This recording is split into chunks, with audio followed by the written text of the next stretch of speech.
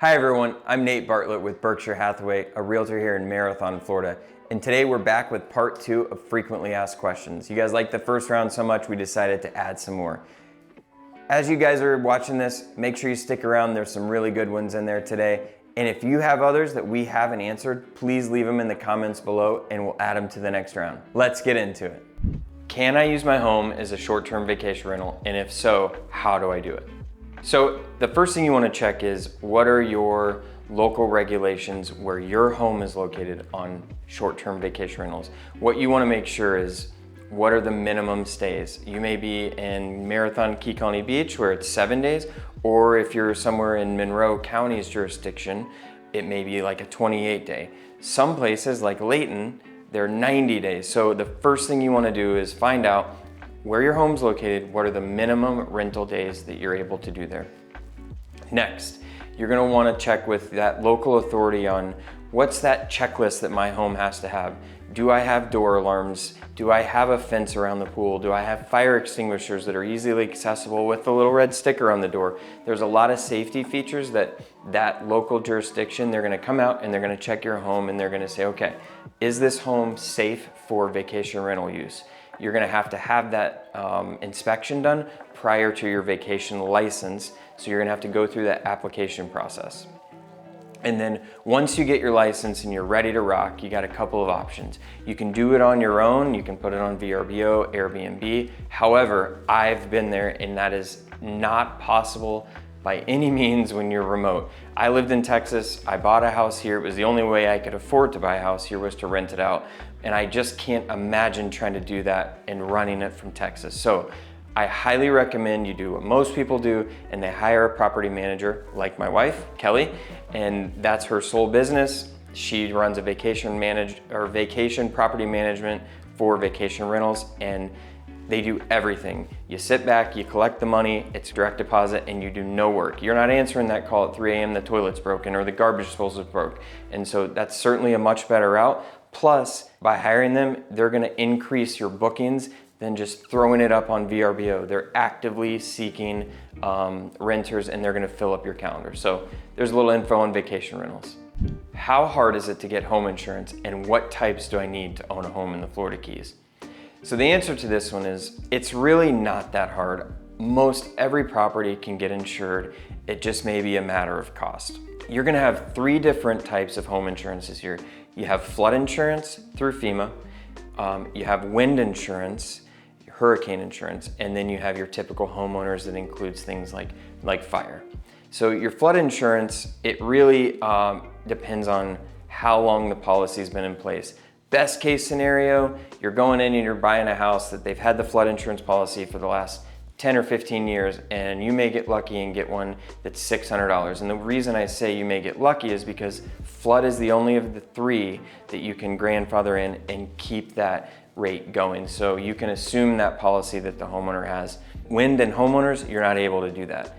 Wind insurance can be one of the most expensive. So if you don't have some of the latest building codes like either shutters or hurricane impact windows and doors or a metal roof, you know, your insurance company is gonna look at your home and they're gonna ask for a mitigation report and they're gonna say, okay, of these top safety features, what does the home have? And the more you have and the better build that it is, you're gonna get deductions off that rate.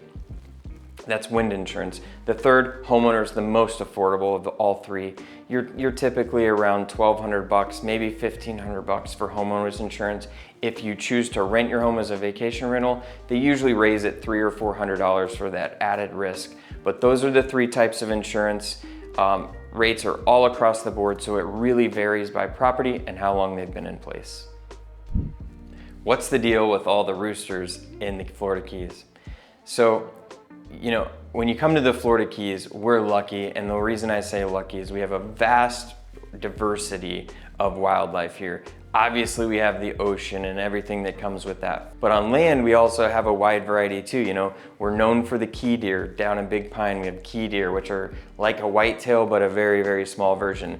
We have roosters in Key West, and if you go to even Publix in Marathon, if you drive a Jeep, you better close the top. Otherwise, you might get some unwanted guests that leave some surprises. Eggs or something else. Big Pine also has peacocks. So the diversity here, the wildlife is so vast. It's a really, really special place. And yeah, so why do we have roosters in the Keys? That one, though, I can't answer.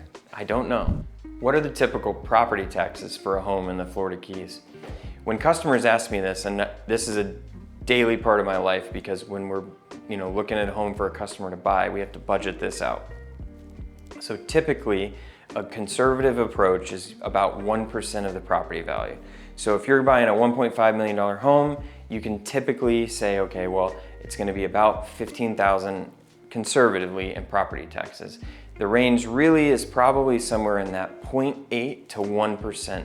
So again, $1.5 million house, you're gonna be somewhere in that $13,500 to $15,000 range for property taxes here. What airports can I fly into when visiting the Florida Keys? You really have about 3 options for airports when you're visiting the Florida Keys. You have Miami up on the mainland, you have Key West, and then if you are a private plane person, you have Marathon that's kind of right there in the middle Keys. The easiest probably by far is Key West. That's the easy button. It might be a little bit more per ticket than Miami, but it is well worth avoiding the Miami headache and then the 2-hour drive down. You go to Key West, you walk out, your rental car is right across the street. There's very little traffic. It's like the easy button of airports. If you're saving every single dollar you can, you're probably a Miami person. A lot busier, obviously, and you got the 2-hour drive down. The last option, if you have a private plane or you're getting flown here on someone else's private plane, we have right across from my office right now, we have a private airport here in Marathon. Little quick fact for you.